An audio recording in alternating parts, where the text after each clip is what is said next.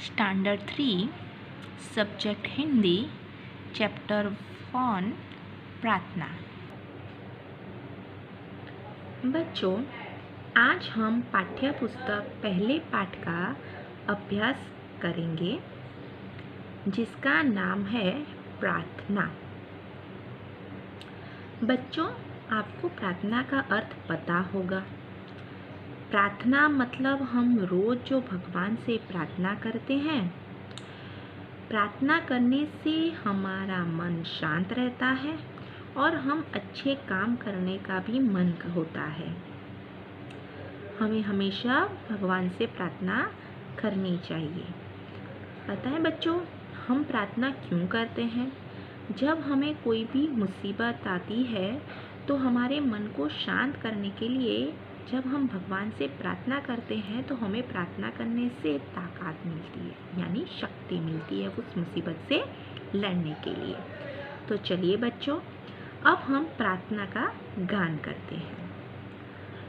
हम नन्हे नन्हे प्यारे बालक करते हैं हम सबको प्रणाम। इसका भावार्थ यह होता है कि हम सब, यानी आप हो या मैं, हम सब भगवान के छोटे छोटे बालक हैं और हम सबको झुककर प्रणाम भी करते हैं और ये हमारी भारतीय संस्कृति भी है।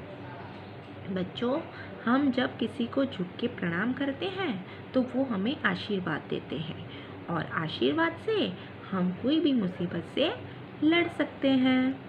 चलिए अब आगे। माता पिता के सच्चे बालक न करे निंदा न बुरे काम।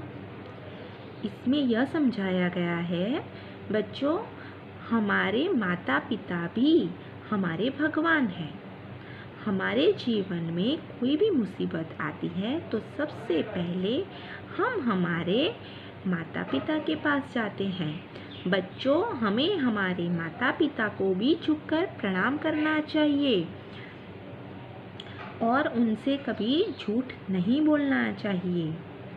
हमें हमेशा सत्य बोलना चाहिए। पता है दोस्तों, जब हमारे यहाँ पे कभी भी कोई मुसीबत आती है तो हमें हमेशा हमारे माता पिता ही साथ देते हैं।